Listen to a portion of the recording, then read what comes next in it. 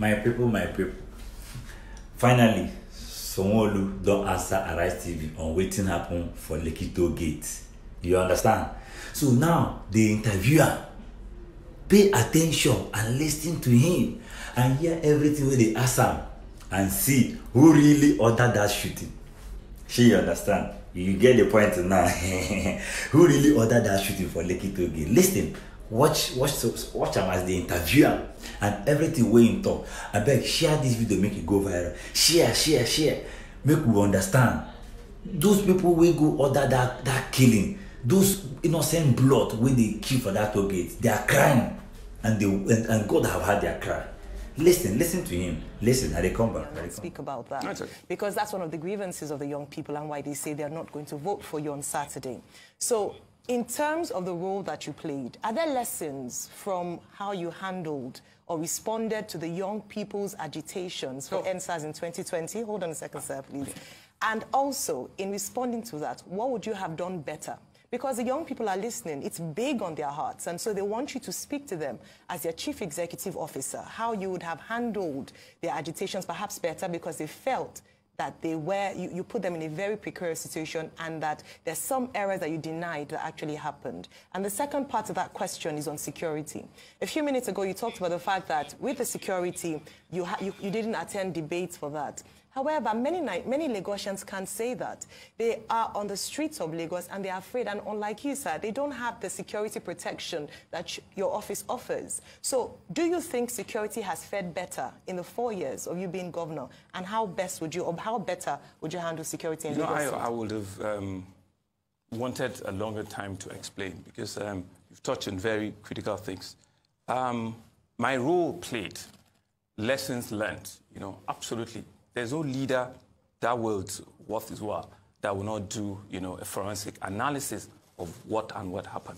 But if you want to, for once, just drop it, right, and do a role play, put yourself in my situation and, just watch and not listen to what I think I want to hear, but hear what truly actually happened, and not just social media, In fact, the NSAS had started almost 3 weeks before that incident of October 20. Almost 3 weeks. So it had built up, in itself in various locations.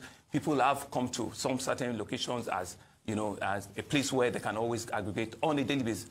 I was the first governor that went there to meet with them nationwide. It didn't start in Lagos, but when it got to, I was the first, right? Waters and all sorts. That's the price of leadership. I was one that took the 4-4 or the 5-for-5 to Mr. President with pictures, with everything.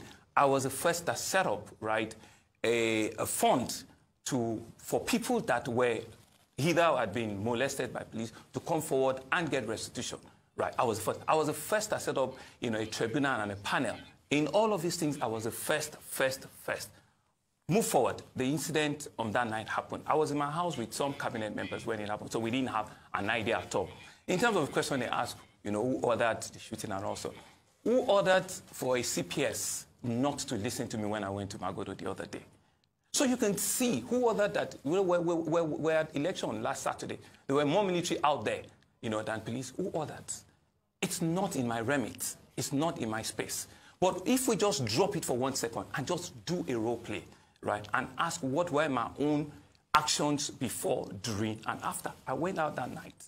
I went to all the hospitals, that we could have patients. I went out at 12 midnight, right, that night, and I saw things for myself. And I reported what I saw. 8 o'clock the following morning.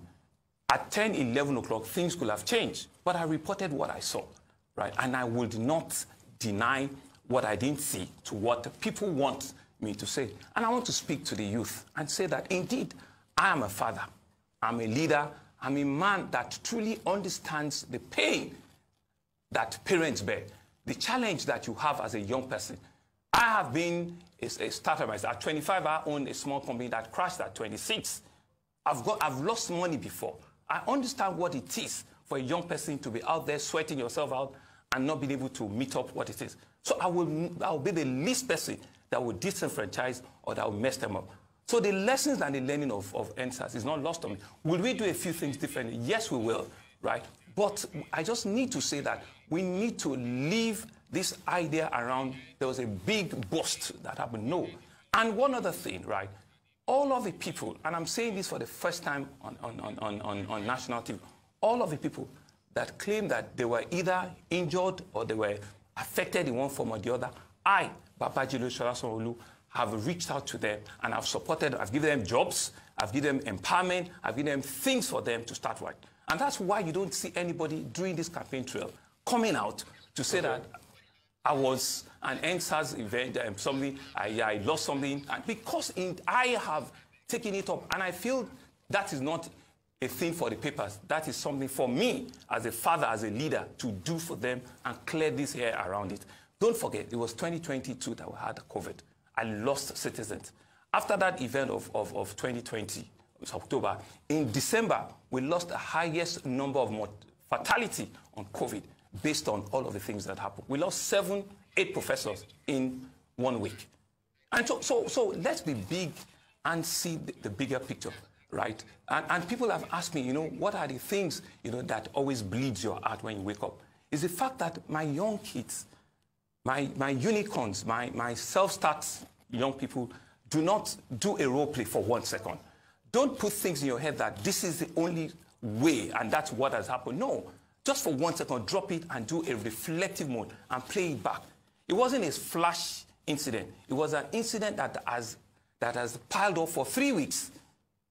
For 3 weeks. And for whatever reason, I didn't have control. I don't control the police. I don't control the media. We've still on the conversation. Just to do state police, we've been on it for 3, 4 years. We've been on it. And to answer your second question on security, that has been.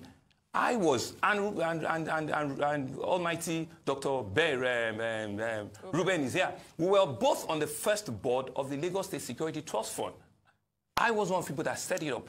And that has been a model that is helping us to fully equip the Lagos State Police Command, including buying diesel, buying fuel, buying everything for them. At some point, I had to buy ammunition for them just to keep them safe. Vehicles, those runs into hundreds.